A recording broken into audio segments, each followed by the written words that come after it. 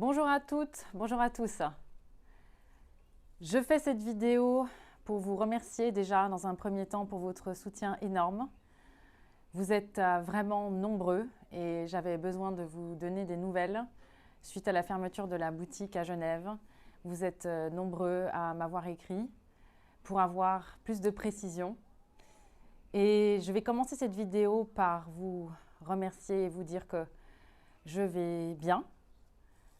Vous vous êtes fait du souci puisque ça fait quelques jours que maintenant vous n'avez plus de mes nouvelles. Il se trouve que je travaille, je prépare beaucoup de choses et je vais bien pour plusieurs raisons. Je vais bien parce que votre soutien est énorme et je vous remercie vraiment du fond du cœur, partout où vous êtes, partout où vous m'entendez. Sachez que j'entends vos messages, je les lis, on me les transmet et vraiment vous êtes incroyables. Je vais bien aussi parce que ce qui se passe aujourd'hui pour moi n'est pas une surprise. Je m'étais préparée à tout le déroulement de ces événements. C'est triste, c'est injuste, mais ce n'est pas étonnant.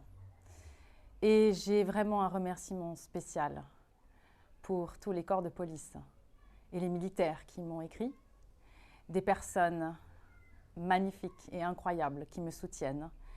Et je vous remercie vraiment pour votre engagement et vos messages de soutien. Concernant la fermeture de la boutique, vous avez été nombreux à demander des précisions sur le déroulement des événements, puisque pour vous, certaines choses n'étaient pas claires. Alors je tiens à préciser dans cette vidéo que la fermeture de la boutique a été ordonnée par la médecin cantonale genevoise suite à mes vidéos et suite à une affiche qui a été mise sur la vitrine de la boutique qui disait que je n'obligerais personne à porter de masque. À aucun moment, ni la médecin cantonale ni d'autres autorités genevoises sont venus constater que les employés ou les clients ne portaient pas de masque, mais la fermeture a été ordonnée suite à ce que j'ai dit et à mon message, c'est-à-dire ma liberté d'expression. Je précise évidemment que pour toutes les personnes qui savent lire et qui ont bien compris mon message, effectivement, vous avez raison, ce n'est pas moi qui oblige le port du masque, ni n'importe quel commerçant, mais bien l'État. Effectivement, cette liberté qui fait partie des droits fondamentaux dans la Constitution et des droits de l'homme. Je crois qu'il y a beaucoup d'autorités aujourd'hui qui ont perdu de vue ce qu'est le droit de l'homme et le droit à l'expression. Alors oui, la boutique a été fermée suite à des affiches et ma liberté d'expression et la vôtre est en danger aujourd'hui. La fermeture de la boutique est juste un exemple parmi tant d'autres de ce qui se passe depuis des mois. Alors, quand j'ai eu un téléphone avec la médecin cantonale pour lui dire « Écoutez, je ne comprends pas parce que je peux garantir la distance entre les employés dans la boutique. Je peux la garantir. » Et elle ne voulait absolument pas rentrer en matière. D'ailleurs, ce téléphone s'est fini au moment où elle m'a raccroché au nez. Eh bien, je vais profiter de cette vidéo pour vous souligner deux réponses qu'elle a faites dans un article récent sur la Tribune de Genève, c'est un média suisse. Donc la médecin cantonale nous dit, il y a quelques jours, « La distance physique entre les gens protège mieux que le masque. Celui-ci reste la dernière option. Il devrait être utilisé uniquement lorsqu'on ne peut pas être à moins de 1,50 m de nos voisins. » Madame la médecin cantonale, c'est ce que je vous ai dit au téléphone avant que vous me raccrochiez au nez. Je rajoute une question que la journaliste dans ce quotidien lui a posée. Beaucoup de gens portent mal leur masque. N'est-il pas dans ce cas contre-productif? Et voici la réponse de la médecin cantonale. Ce n'est pas idéal, mais c'est mieux que rien. La personne prend alors des risques pour elle-même, mais protège les autres. Je répète cette réponse parce qu'elle est importante. Ce n'est pas idéal, mais c'est mieux que rien. La personne prend alors des risques pour elle-même, mais protège les autres. Qu'est-ce que ça veut dire en fait? Qu'est-ce que ça veut dire c'est mieux que rien? Ah bon? La personne prend alors des risques pour elle-même, mais protège les autres. Est-ce que ça veut dire qu'il y a une discrimination entre une partie de la population et une autre? Je ne comprends pas ce genre de réponse. Et je pense que vous êtes extrêmement nombreux à l'avoir manifesté puisque j'ai reçu une multitude de commentaires suite à cet article qui est paru. Évidemment, vous êtes nombreux à avoir du bon sens et à vous exprimer, aussi nombreux à ne pas le faire, puisque vous n'avez pas forcément le temps ni l'envie de poster publiquement vos commentaires. Mais ce qui se passe là aujourd'hui est complètement fou. Alors, effectivement, il y a eu toute une histoire depuis quelques semaines qui est sortie dans la presse avec l'OFSP, l'Office fédéral de la santé publique en Suisse.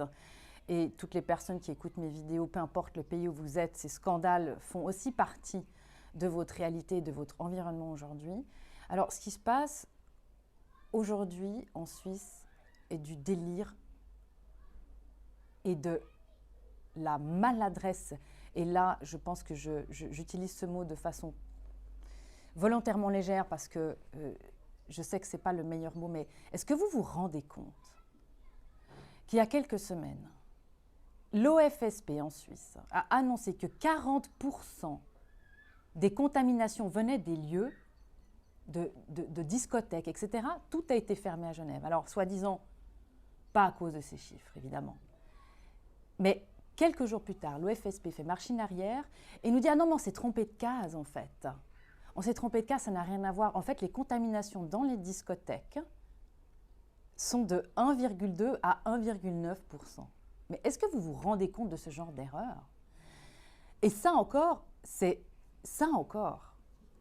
juste le début. Parce que je pense que vous êtes aussi nombreux à regarder les chiffres, les statistiques et les tableaux. Mais est-ce que vous lisez les petites mentions là en bas sur les sites de l'OFSP qui disent par exemple « Comme plusieurs tests par personne peuvent être réalisés et annoncés, le nombre de tests positifs est plus élevé que le nombre de personnes testées positives. » Je répète.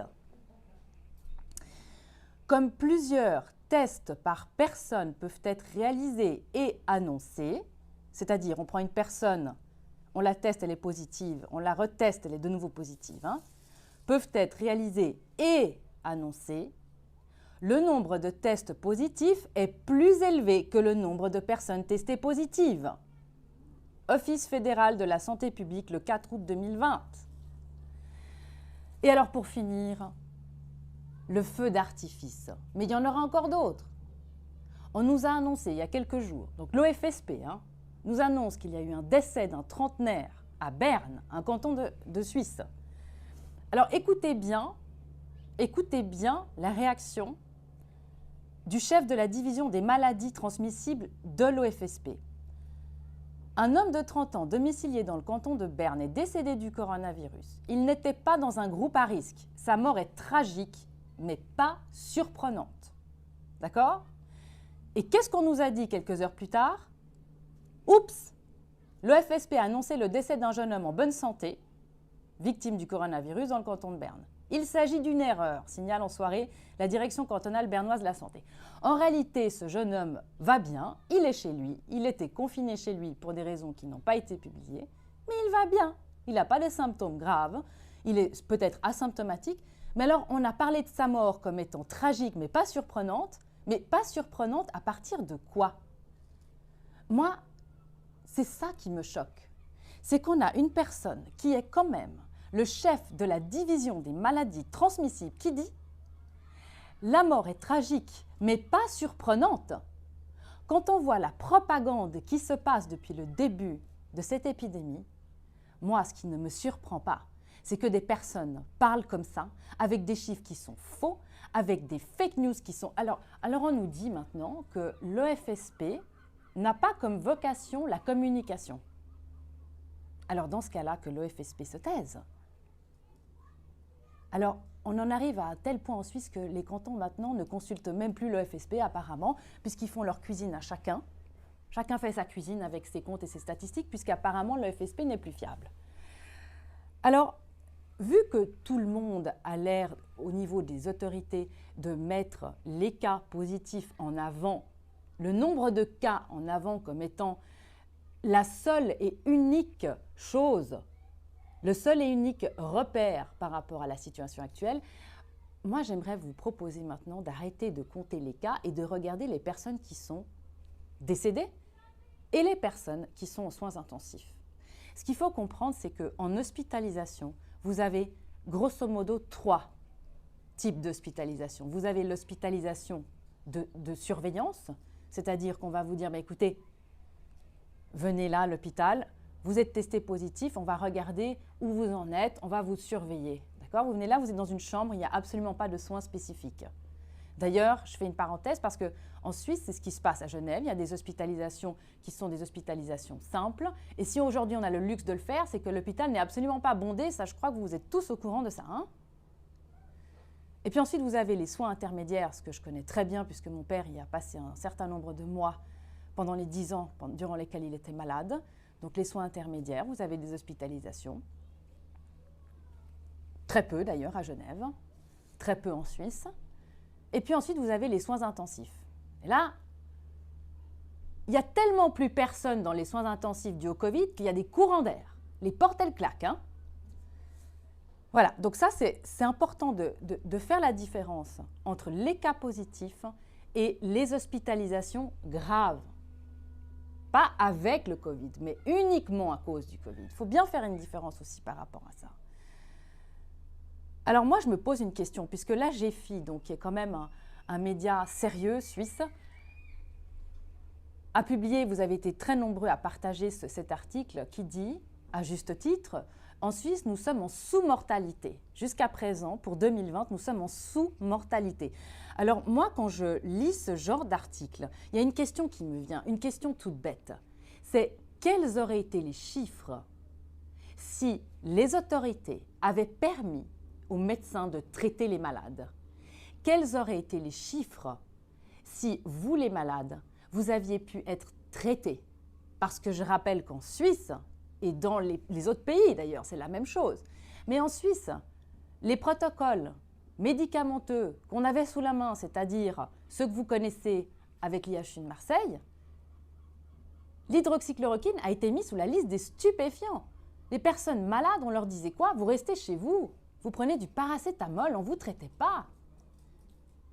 Je rappelle que les personnes qui étaient vraiment au bout du rouleau, qui allaient aux soins intensifs parce qu'on ne les traitait pas, étaient intubées.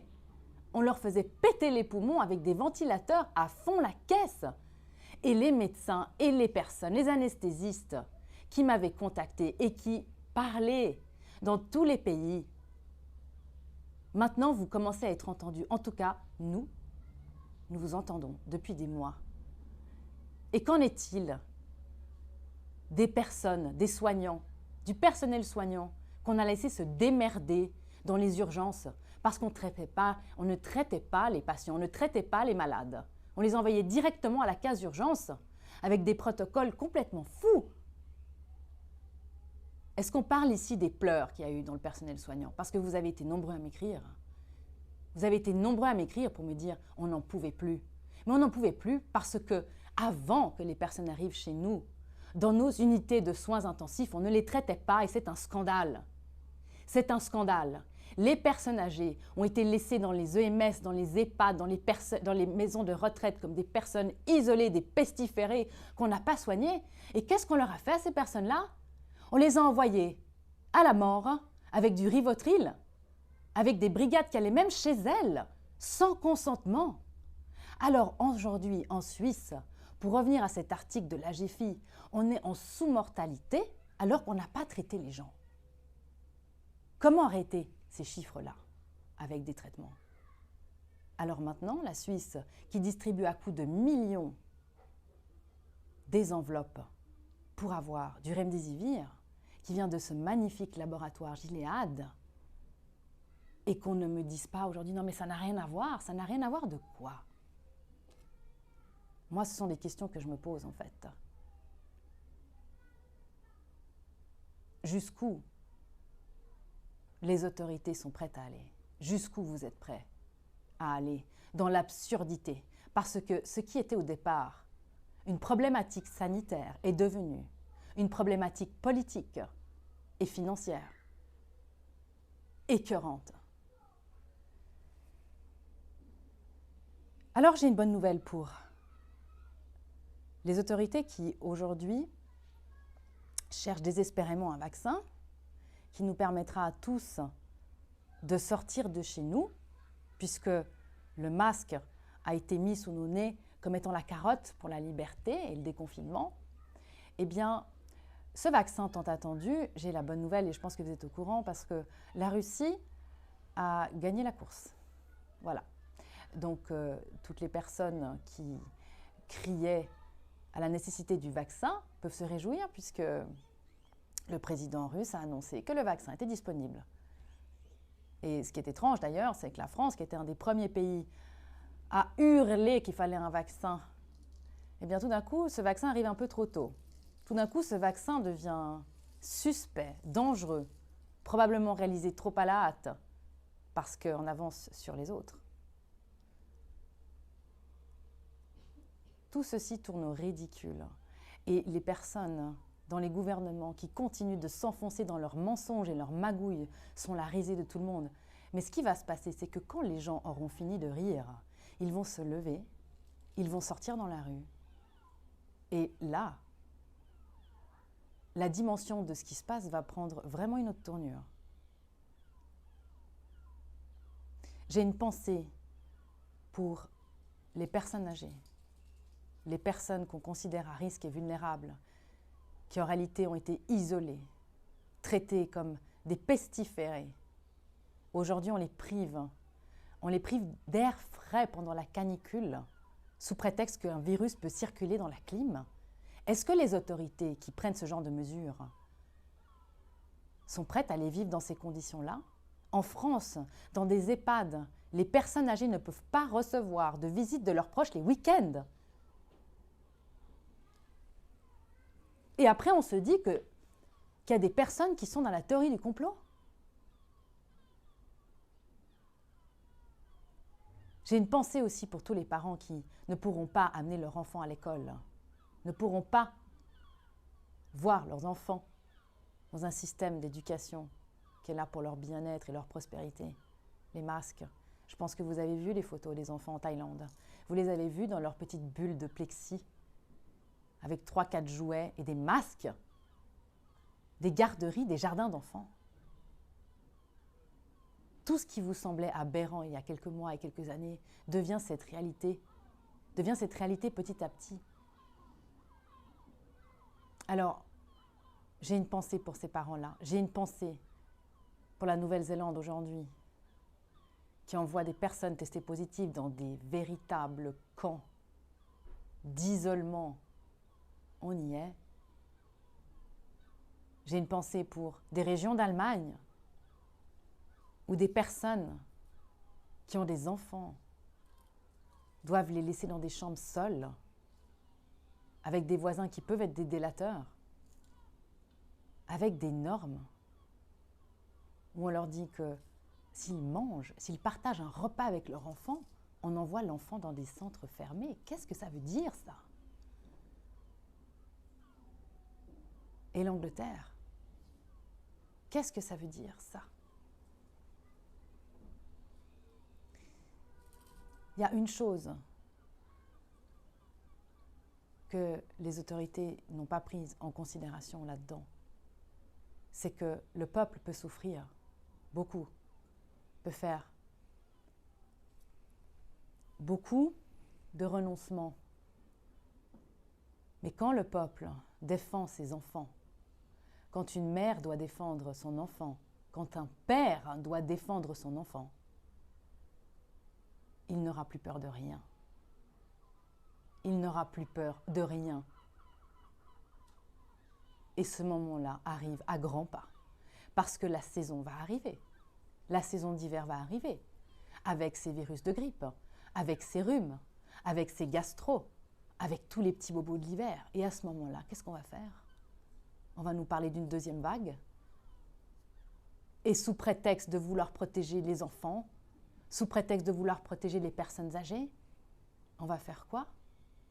On va glisser vers l'absurde. Mais à ce moment-là, les parents vont se réveiller. Les parents vont se réveiller. Parce que quand il s'agira de protéger leur enfant, ils n'auront plus peur. Alors, voilà pourquoi je vais bien aujourd'hui. Je vais bien parce que je fais ce que j'ai à faire. Je fais ce que j'ai à faire. Et je suis sacrément déterminée, les amis. Vous êtes nombreux à me soutenir et je vous remercie énormément pour tous vos messages. Encore une fois, je remercie les corps de police qui m'ont contacté et qui me soutiennent. Je remercie les militaires. Je remercie tous les citoyens qui m'envoient leurs messages. Et sachez que nous sommes extrêmement nombreux. Et une grande pensée pour les personnes âgées qui me regardent. Je sais que vous êtes nombreuses aussi. Courage. À bientôt les amis.